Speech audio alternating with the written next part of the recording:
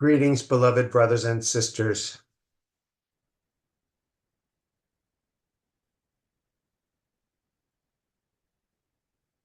Imagine that your human body is like a boat traveling on the water. And what you notice is that the boat is moving forward. And as time goes on, the boat moves faster and faster. It's almost like you are this boat. You're in this boat, but you are this boat. You're identified with this boat. And what you notice is that behind the boat, when you're moving slowly, there's a little wake. But as you move faster and faster, the wake behind the boat becomes larger and larger. And when you're really, really moving, it's quite massive. It's like a big rooster tail behind you. And subtly, over time, you have some fear of this rooster tail. Like, I dare not slow down because this wake will come and flood me. It will wash over me. It's larger than I am. As long as I keep moving faster and faster, it stays behind me. Formidable, but definitely behind me. The only thing is, I dare not slow down and I dare not stop.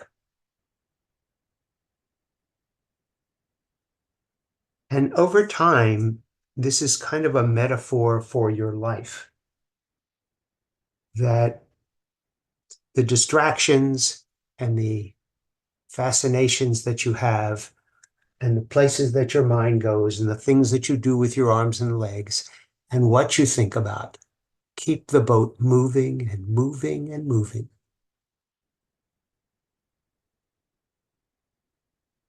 And yet,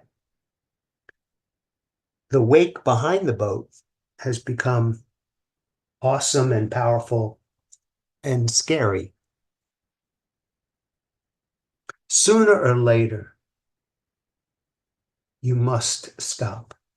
You must slow down. You must allow what is behind you to catch up with you.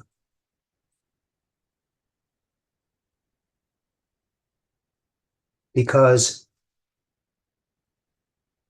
it becomes less and less satisfying to keep going and going and going and going. And what you really want is the peace and the freedom to not have to move forward, to not have to change course, to not have to stay out ahead of this wake. And so it's quite a large step when you make a decision to slow down and to finally stop. Because when you do, there will be something that comes up. It will be your past. It's your past, not as memories, but as feelings, as things that you've avoided, things you don't want to confront, things that you wish would stay behind you, but they keep tailing you. Your willingness to confront your past, especially the feelings, deep feelings associated with your past that you've tried your whole life to stay ahead of.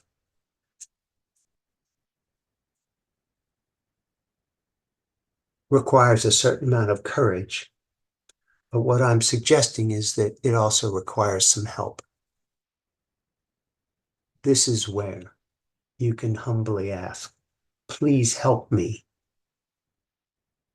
experience what I have avoided, forgive what I have judged, release what I have held on to and projected outward into the future. Please help me.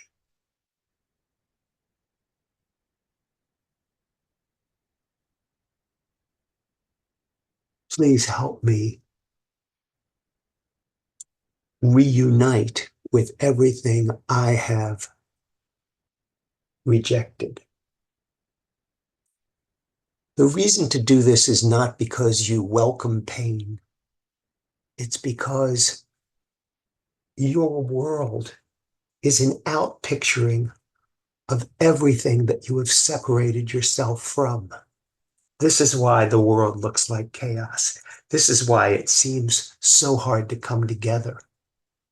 It's an outpicturing of how disjointed your mind is when it is not united, when it is not unified, when you don't experience unity internally.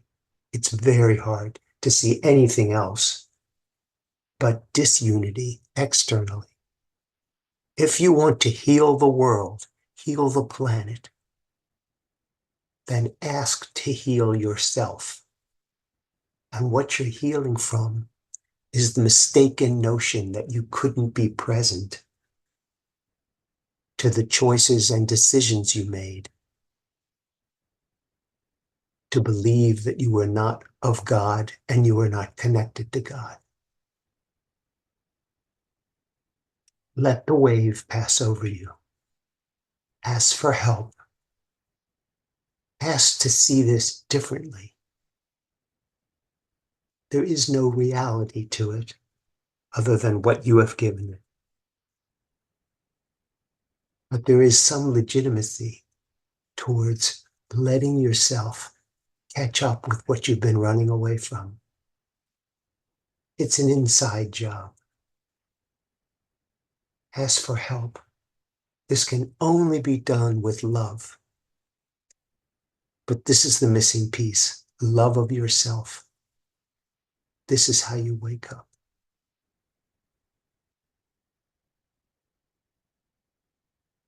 When seen through the eyes of love, everything is forgiven. There's nothing to forgive. Be gentle with yourself, but where you can, let the boat slow down. Be still. Ask for help. And let these things dissipate so that you can see the world as it really is, inside and out. I love you very much, and I'll speak with you again soon.